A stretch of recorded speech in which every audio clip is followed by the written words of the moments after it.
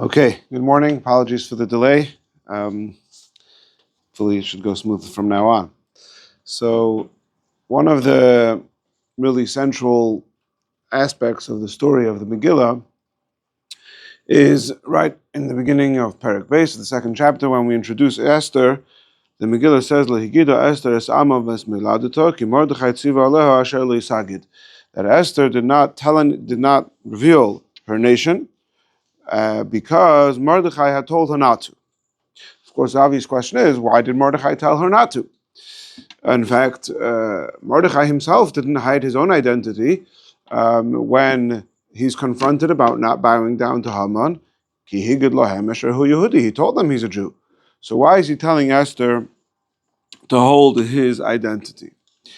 So perhaps one of the famous interpretations, probably, I think, how I was told the story as a child, Rashi, because if they don't know who she is and they don't know, then it's less likely that she'll be taken in to be the new queen because it would be sort of embarrassing for the king of Persia to have a wife of unknown lineage.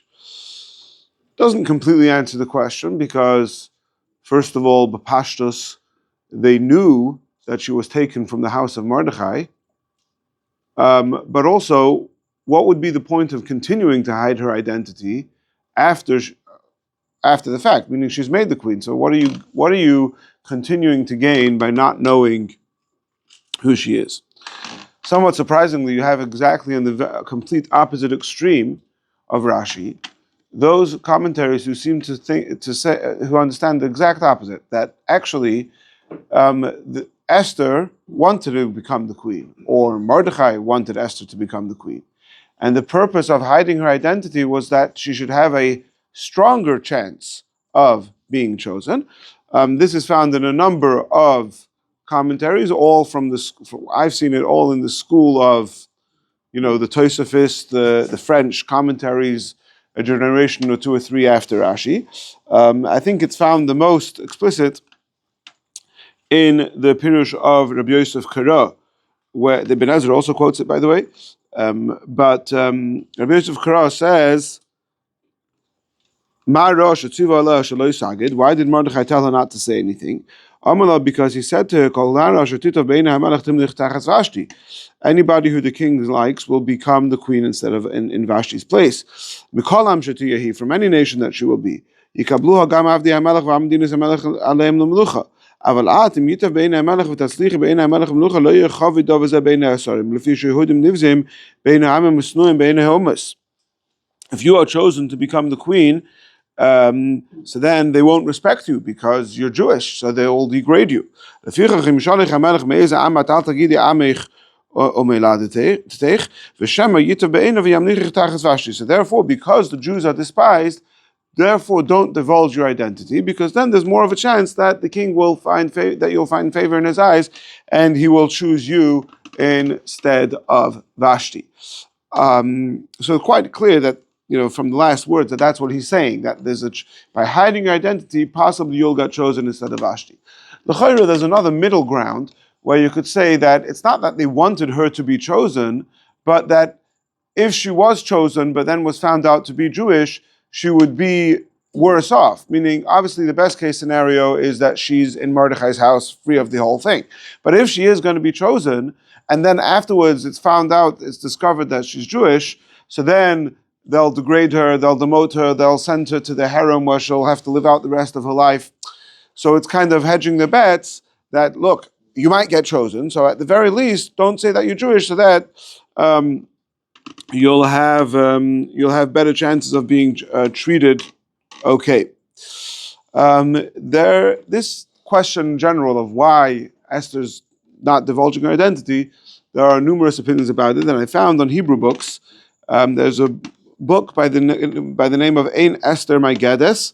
It's a book published by a Moshe Yehuda Fried from São Paulo, Brazil, in the year Tavshayin Vav. That's 9 years ago, and it's 91-page booklet where he discusses and elaborates 35 different approaches to this question of why does Esther not divulge her identity.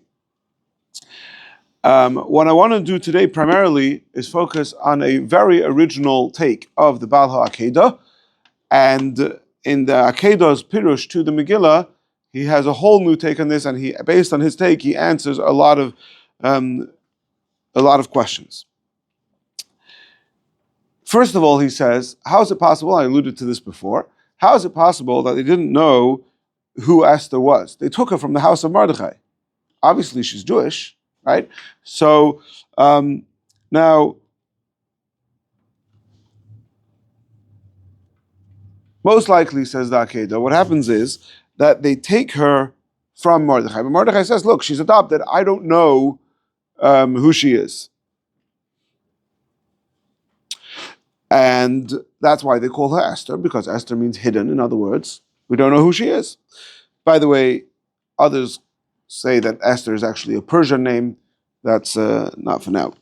It's interesting to note, though, that already nowadays there's a lot more scholarship on Persian words in the Megillah, but already the Ibn Ezra is very cognizant of the fact that there's many Persian words in the Megillah, and a number of times throughout his commentary to the Megillah, he writes that some people say that this word means da-da-da, but it's wrong because they're using Hebrew etymology for Persian words. So you could see that he's very aware of that.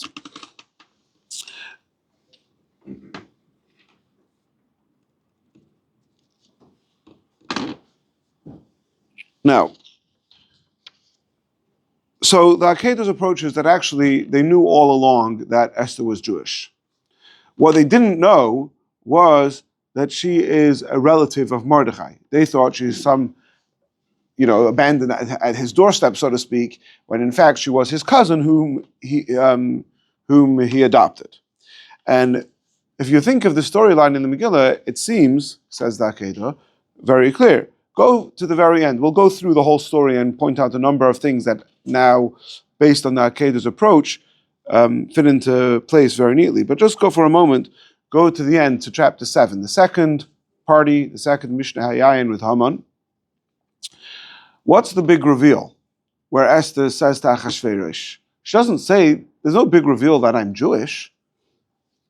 She just says, the king says, what do you want? And she says, give me to nosli nafshi b'sheilosi v'ami b'vakashosi ki nimkarnu ani v'ami lashmin v'la regul abed.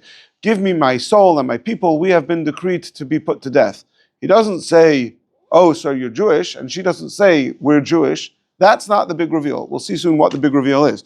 But the big reveal is not that she's Jewish. The big reveal, because everybody already knew that he was Jewish. What's interesting in the Akedah is that you might say, look, he's taking a different approach than Chazal to the story, but a number of times throughout the Akedah's commentary, he says, this fits very well with Chazal. So one example he says is that Achashverosh says to Esther, Ad chatzi hamalchus v'seyos, until half of the kingdom, and the Gemara says that chatzi hamalchus, half of the kingdom, is a reference, an allusion to the Beis HaMikdash. So why would he be talking to her about the Beis HaMikdash if he didn't know that she was Jewish? So clearly, he must have known that he was Jewish.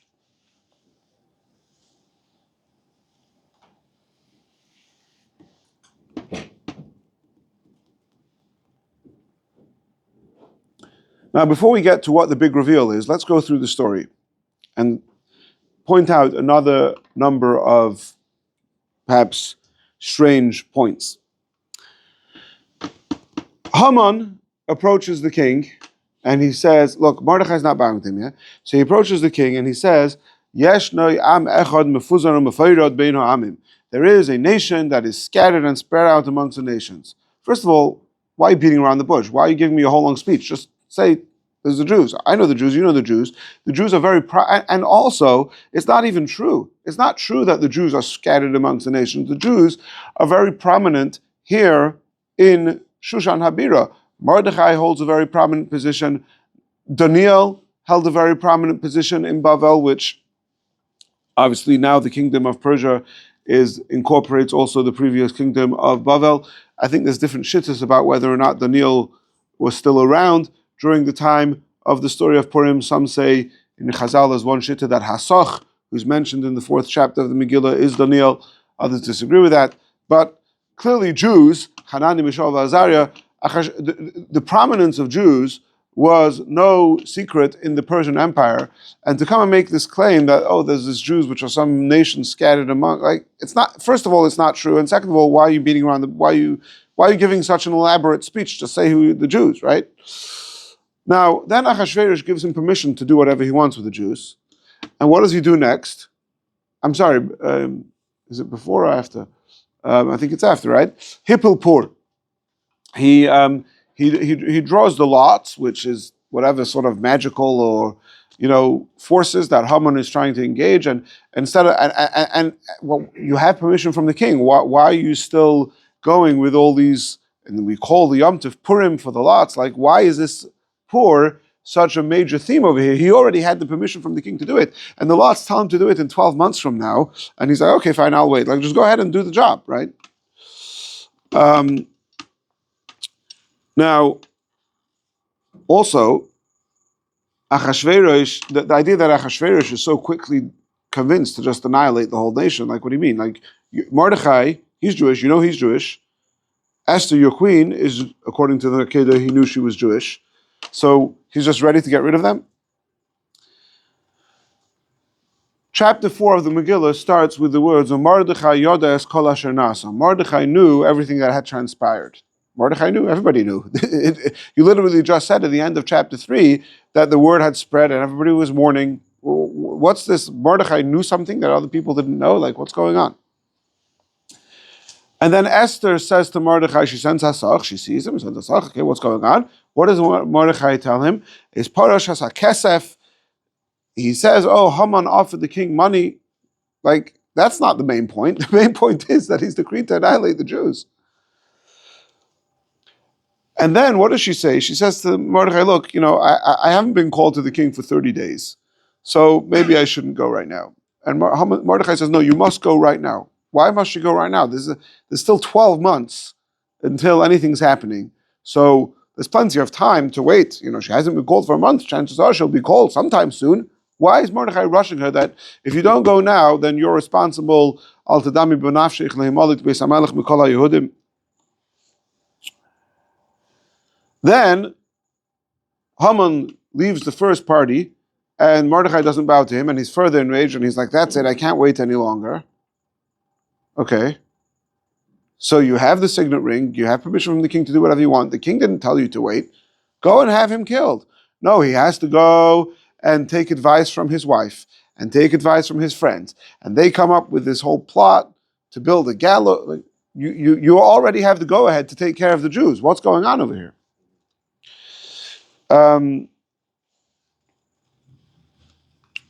Then Haman comes to the king in the middle of the night, and the king says, what should be done to the man who the king wishes to honor? And he says, go and parade him in the streets with the royal garb, etc., etc. You're about to kill the guy. Like, well, what's this honor all worth? Yeah, well, why is the king honoring him? You're literally about to kill him, annihilate his entire nation. Like,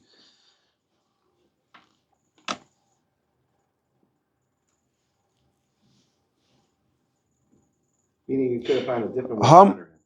What's by not killing him? Right? Okay.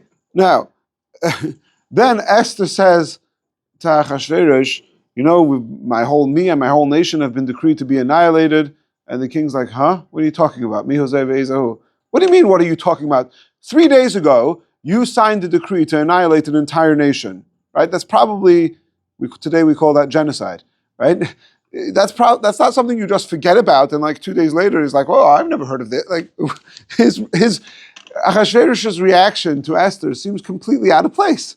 What's going on? Okay. Then Esther says to Achashverosh, if we had been sold as slaves, okay, we could settle on something. But because we've been decreed to be killed, now I can't keep quiet. Like, who mentions why slaves? What are you talking about? Who mentioned that idea? Now, then Esther says it's Haman. Haman Nivas, suddenly Haman is completely Kiro, Kicholsa Elav Harome Samelech, he knows that now he's dead meat, right? What did he do wrong? He had permission from the king to do what he did. If Achashverosh didn't know that Esther was Jewish, in other words, the way we're all told the story, the way is like, oh, Esther, because Esther's Jewish, so it now turned out that Haman's intention included wiping out the nation of Esther. So now, how is Haman supposed to know that? Achashverosh didn't know that. Achashverosh gave him the go-ahead to do it. Why is Haman the guilty party here? As if Haman knew something that Achashverosh didn't.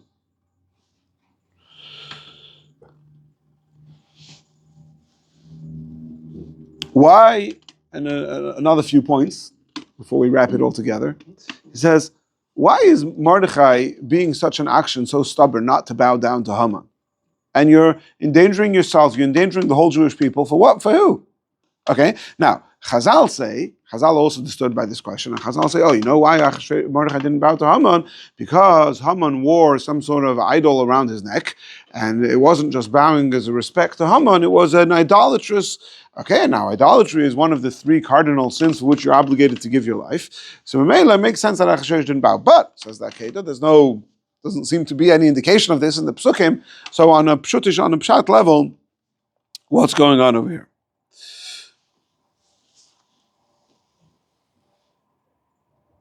If you look in the Akedah, he has many more points, but I just chose the ones that were sort of the most striking and the simplest to present.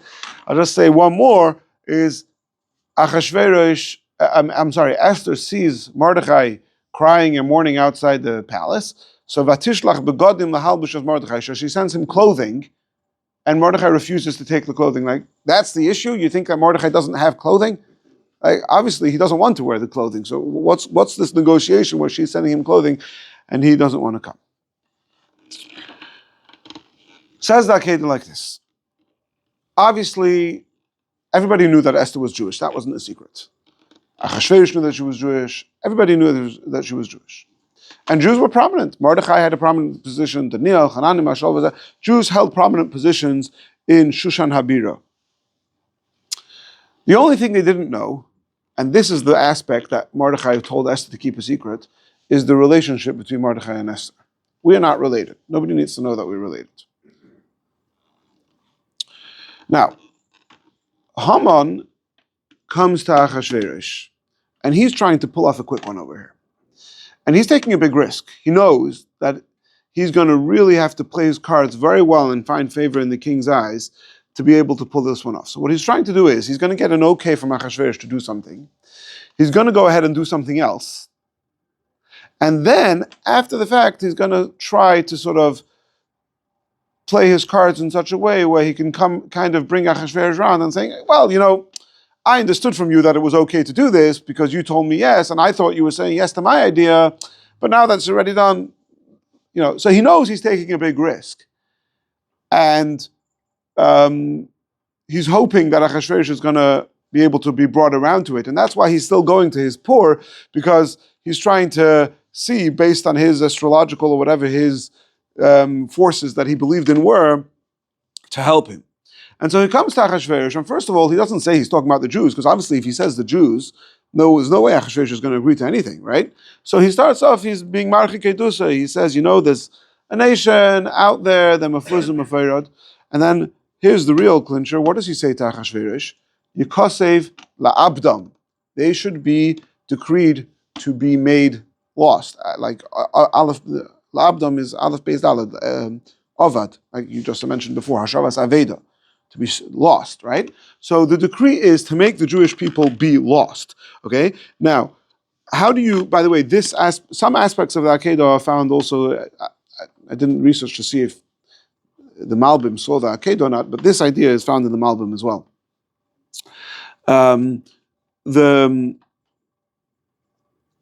How do you make a people lost? So you could annihilate them, like genocide, but there's other ways to make them lost. And if you think about it, look in the pasuk in Kisave in the Teichacha, where it says, by the way, this point is not made by the Akedah himself, this reference to the pasuk, but I think it's a very good proof that I saw in an article by Jonathan Grossman. who has a book on the Megilas Esther, both in Hebrew and in English. So he says, if you look in the pasuk in Parshas Kisavei, it says, "V'hoya kasher sas Hashem aleichem lehetiv eschem l'harbes eschem, kein yosas Hashem aleichem lahavid eschem." That Hashem will make you the same route, lahavid, to make you lost. And what's the context over there? Yeah, that you're going to be sold. If you look in the psukim further, that you're going to be sold as slaves. So the way to make a nation become lost is not by just genocide. That would be a ridiculous thing to consider. But what Haman is saying is that let's decree that this nation be made to be lost by selling them into slavery. That way the slaves don't have identity. They'll be lost in the sense that they lose their identity. They'll be lost in the sense that the slave labor will make them just fizzle out within a generation or two or something like that. And by the way, I don't recall if the Akedah makes this point or not, so Eravon Mugbal, but he says, but Haman says to Achashverosh, I'm going to give you Aseres Alofim Kikar Kesef, which get into the whole details of it, but it's a lot of money, possibly more money than Haman could have. But and also he says, Eshkel alidei ginzei hamelech, I'm going to give this money to the king through the ginzei hamelech, through the treasurers of the king. What have the treasurers of the king got to do with anything? If Haman is giving the money, right? So perhaps the notion that Haman is saying is that by selling them into slavery, the crown could make money off that. There's taxes or whatever it is of selling so many people into slavery. Okay, now Haman gets the go-ahead from Achashverosh that there's some nation out there that we're going to decree to make them become lost, right? What does Haman actually write in the decrees? Lahashmid laragul abed, that they should be annihilated, wiped out, and killed, right? He doesn't use any of those words in his talking to Achashverosh. He only uses those words in his words to the scribes who are writing out the decree. And on the decree, it's Kachal Asher Tziva Haman. It's not Asher Tziva HaMelech. It's not what the king decreed. It's what Haman decreed. Okay? So now here's what's going on over here. There's a very delicate situation where Haman has this decree out there that says to kill the Jews. And Achashverosh is none the wiser. Achashverosh is protected, you know how it is, and he has and Haman is the prime minister, so he's making sure who could go in and who could go out and what information the king's going to be divulged to. Exposed to. So Achashverosh is none the wiser. Achashverosh doesn't know that this is what Haman has done. And Haman is now bargaining for time and for the right opportunity to come and sweet talk the king into telling him, the people that I told you are the Jews, and making them lost means to kill them, and to hope that he could bring round the king to this. Okay? Now Mordechai, Yoda es kol asher nasa, Mordechai knows what went on behind the scenes. Not everybody knows that there's this terrible decree about the Jews, but Mordechai, being part of the inner circle in Shushan Abira, as one of the king's advisors, he got wind of what Haman is trying to pull off over here, right? And so what he's trying to do is he doesn't want the clothes that Esther is sending her. He wants to make a scene, because what he's trying to do is he's trying to make sure to go behind Haman's back and let Achashverosh know that you've been lied to. Okay? As soon as Haman gets a chance to sweet talk the king into it, he may succeed in getting it. Look, the decree's already gone out. It's going to look bad on you, right? So that's why there's such a rush. Mordechai needs Esther. He needs to get the word to the king from somebody else to, so to speak, tattletale on Haman before Haman himself has a chance to, quote, come clean to the king and convince him to allow Haman's decree to pass. So that's why he doesn't want the clothes that Esther sends him. He wants to be out there in public, making a scene, making a hullabaloo, so that to try and garner attention to making a protest of, look what's going on over here. Look at this quick one that Haman pulled off on the king. And that's why he's telling Esther, no, there's no time to wait until you're called to the king. You better rush to get to the king before Haman has a chance to get to the king. Okay, and now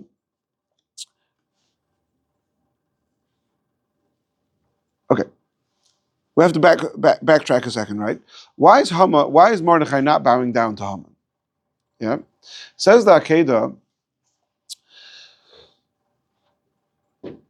The law of the land is that you bow to Haman because he's the prime minister of the king, so that's a way of honoring the king.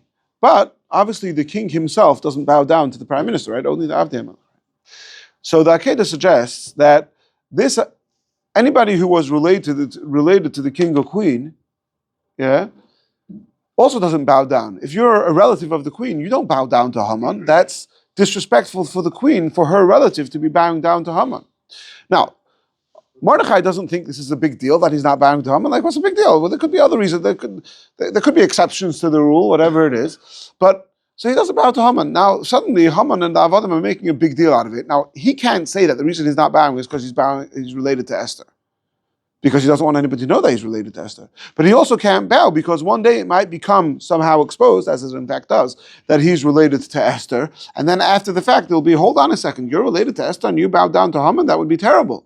So he wants to just stay safe. So he comes up with some, oh no, I'm not bowing because I'm Jewish. He just makes up some nonsense. And it doesn't occur to him that this not bowing down to Haman because I'm Jewish is suddenly going to put the whole Jewish people into peril. That's like a ridiculous fantasy of Haman, which Achashverosh, which Mordechai could have never anticipated. So now, when Esther says to Mordechai, send clothes, he says, first of all, I don't want clothes. If I have clothes, I'm going to come into the palace and talk to you. I'm deliberately wearing the sackcloth so that I'm not allowed to go into the palace, so that I should have the opportunity to be stuck out here, quote unquote, making a big fuss to garner attention and publicize and to sort of bring to Achashverosh's attention, oh, there's a protest outside the palace. What's going on, right? And what does he say to Esther? He's telling her the background of what's going on here, how Haman is trying to convince the king by money and pulling a quick one on Achashverosh. He says everything that happened to me. What happened to him? What happened to Mordechai?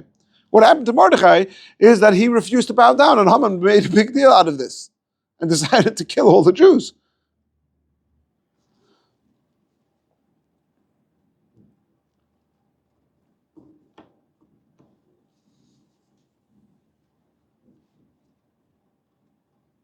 Okay. Now, this is also why Haman, when he wants to, the next day, when he wants to just kill Mordechai, he can't just go ahead and kill him. He needs to come up with a whole plan. And so the plan is basically, okay, we'll make a big elaborate gallows of Aboker Amir LaMelech, basically to try and sort of mention it, by the way, Derech Agav, to get it into the king.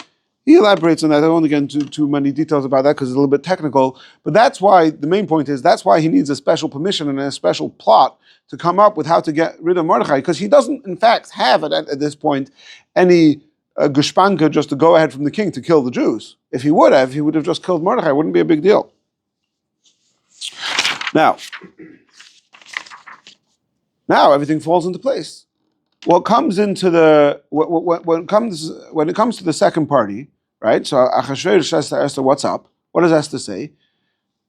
What's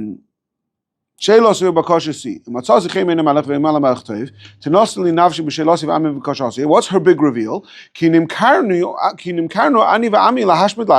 That my nation, the Jews, I'm Jewish, right? We have been decreed to be killed.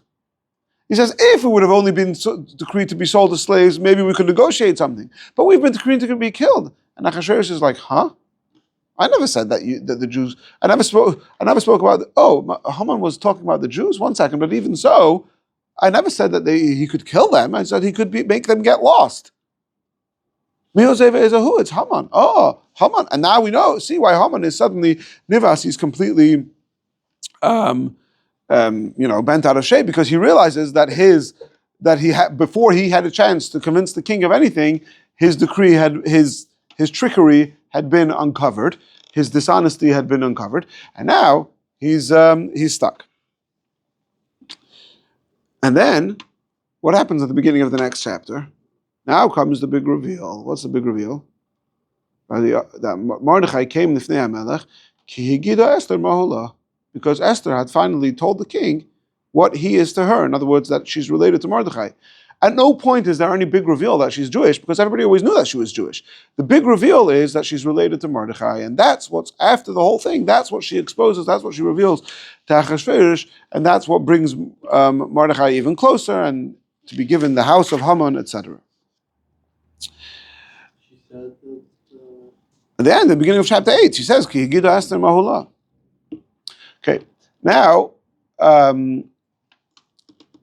based on this, again, like okay, there's more questions. Well, just one final thing that the Akedah says is, if you look, one of the perhaps strangest verses which all the commentaries talk about in the Megillah is at the end of chapter 9. It says, "Uvavoya lifnei hamelech." When it came, but what? Okay, Bavoya could either mean when it came or when she came, because it's a feminine. In Hebrew, there's no it. It's always right. So when it or she came before the king said that the decree should be annulled. Right now. The Pashtas, that's a very difficult thing to understand, because what do you mean the king didn't create Shabbat? No, when it came to the king said, yes, here's my signet ring, go ahead and do it, right? It was only afterwards that he said it should be annulled, right? So some of Mefarshim, like the Ben Ezra says, the Babaya means not when it came, not when the decree came, but rather when she came. When Esther came to the king to beg for a nation, then he said it should be, but that's difficult, because we're not talking, if you look at the verses there, it's not talking about Esther, it's talking about the decree.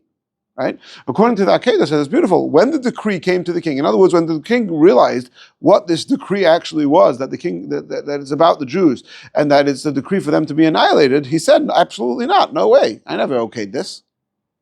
Right? So that pasuk also fits very nicely according to the Akedah. I want to finish off in a moment with a vart from Jewess and Eibshitz, but before so, I'll just two things. And while I was learning the Akedah, I was also going through the Ibn Ezra's commentary on the Megillah, and there's numerous interesting things in the Ibn Ezra. There's actually two, possibly even three versions of the Ibn Ezra's commentary on the Megillah, the short one, the long one, whatever it is. But just a couple of points that struck me in reading the Ibn Ezra.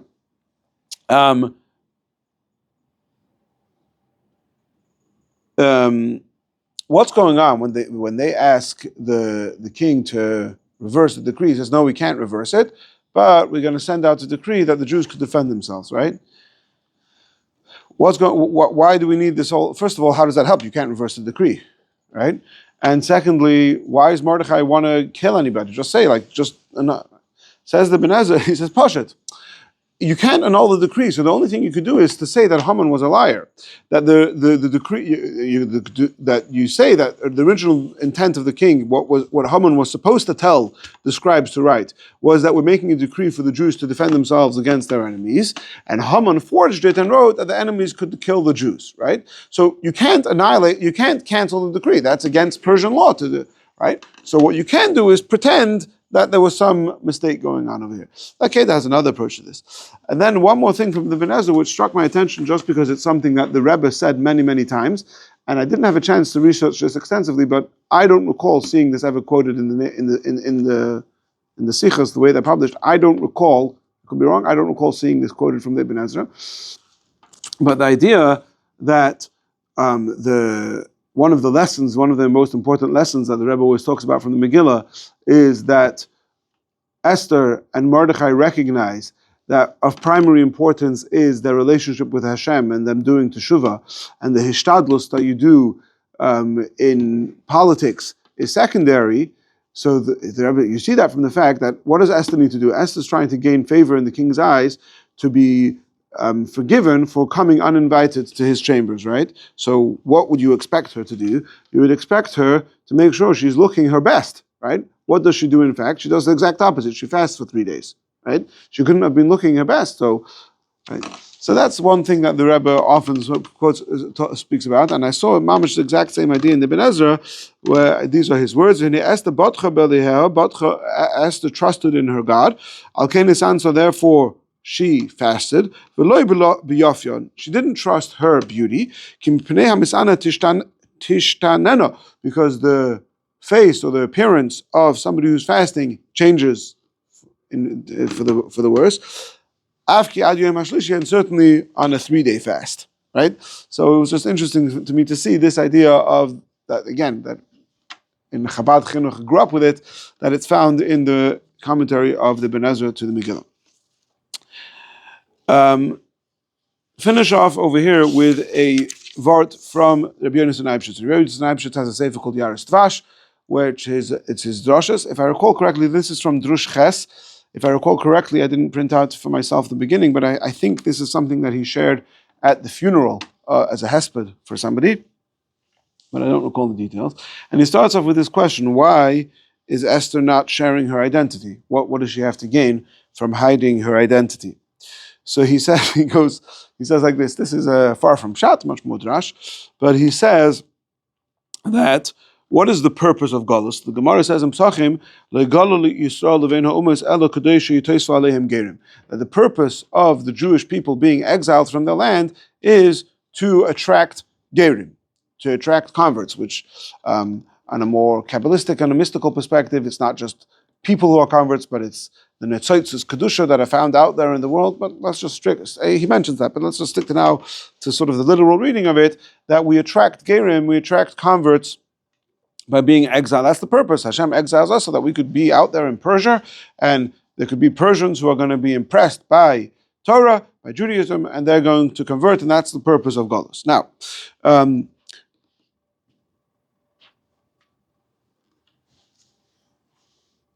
Medrash says like this. The beginning of chapter 3 of the Megillah says, Achar hadvorim ha'ela gidal hamelech as Haman. After these matters, everything until now, Achashverosh raises Haman to position of Haman, of prime minister, right? So, what happens is, so the Medrash says that during the 70 years of Galus, who was raised to these prominent positions? Jews, Daniel, Hananiah, Mishael, Azariah, Mordechai, etc. Right? After the 70 years of exile are up, now we put a anti-Semite in that position. Right? So what's the cheshbon? Says Rabbi Yonasan Eibshitz that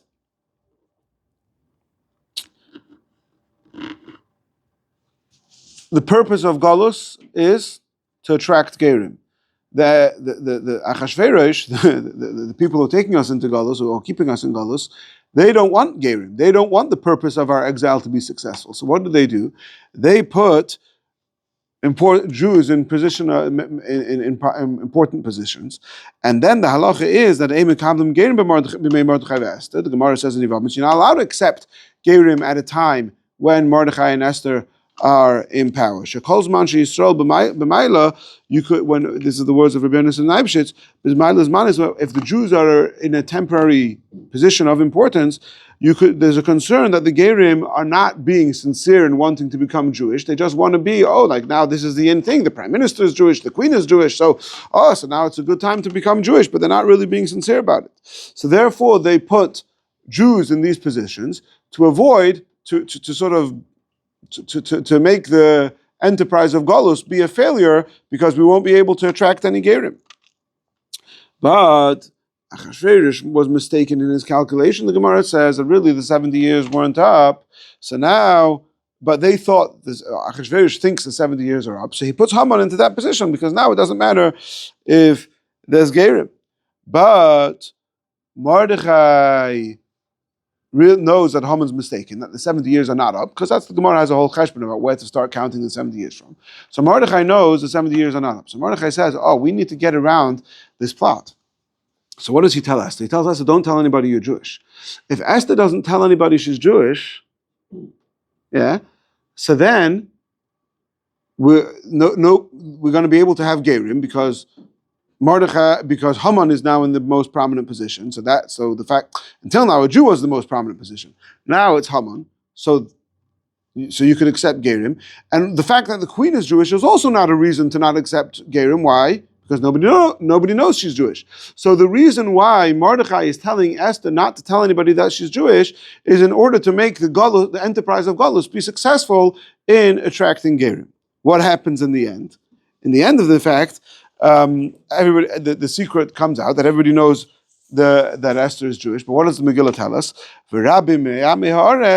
Nevertheless, the part of the miracle of Purim is that despite the fact that people knew Esther was Jewish, people were still converting sincerely. It was still, right? The concern is that people might not be converting sincerely because of Esther. But no, Mordechai and Esther had such an impact on the people that people were, in fact, sincerely converting. Says Rabbi Yonasan Eibshitz, there's a much bigger problem with the whole Purim story, right? The Medrash says that there's a Amru Malachi Asharos of Ne'akadosh Baruch Hu Beis Hamikdash Chari V'Heim Yosim Simcha Mishta, that the people deserve to be punished because they are celebrating, they're going to Achashverosh's palace and celebrating, like the Medrash says, they're using the vessels of the temple, they're celebrating, and the Beis HaMikdash is destroyed. How could they be celebrating, right? Says Rabbi Yonasan, I don't understand. If the whole problem of Purim was, what brought about the decree of Purim, was that the Jews were celebrating in exile, so then what do? When the miracle of Purim comes, and then you go and make a celebration? How can you make Purim into a day of celebration? Yeah, okay, Thanksgiving, you thank Hashem for the miracle of survival. But to make Purim a Yom Mishta v'Simcha, what do you mean? You're still in Golus. How could you make Purim a Mishta v'Simcha? Says Rabbi Yonasan says, no. Purim, Rabbi Meir Haaretz Misyadim, was the key to coming out of exile. By being able to miraculously create sincere converts, even at a time like that, or let's translate it into practical terms for us to be able to engage in the world around us and make this world a place where Hashem should be comfortable, make this world a place where Mashiach could come and bring Geula by us creating a dira b'tachtonim, let's call it, right? So that is taka. Now there's taka cause for celebration because we're taka on the right track to bring about the geula. Kein tiyalonu b'mhira v'yameinu.